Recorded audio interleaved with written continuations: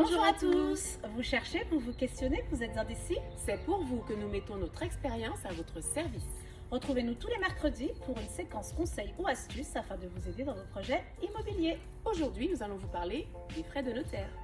Lorsque nous achetons un bien immobilier, qu'il s'agisse d'une maison, d'un appartement ou voire même d'un terrain, l'acquéreur doit s'acquitter de sommes qu'on appelle à tort frais de notaire. Il s'agit concrètement de frais d'acquisition ou frais d'achat.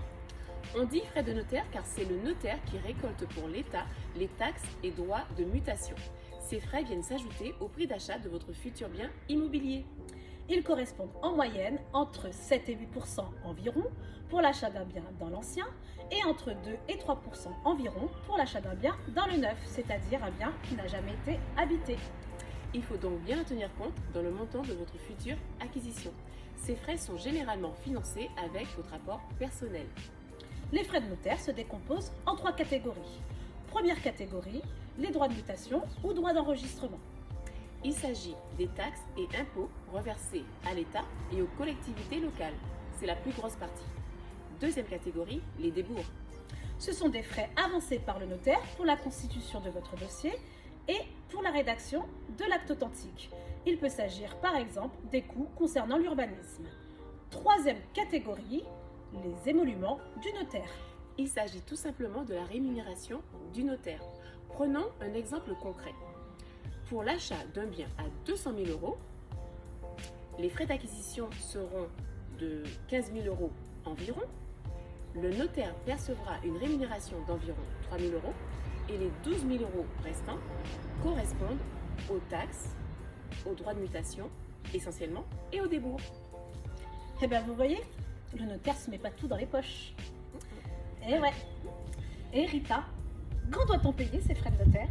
Les frais sont à régler chez le notaire au moment de la signature de l'acte authentique et le notaire reversera les sommes dues aux différents organismes. Vanessa, existe-t-il des astuces pour réduire les frais de notaire? Eh bien oui ma chère Rita, en déduisant le prix du montant de la partie mobilier, par exemple une cuisine aménagée, équipée, laissée par l'ancien propriétaire, bien évidemment récente, du prix de vente, puisque les frais d'acquisition ne s'appliquent que sur la partie immobilier. Reprenons l'exemple du bien immobilier de 200 000 euros.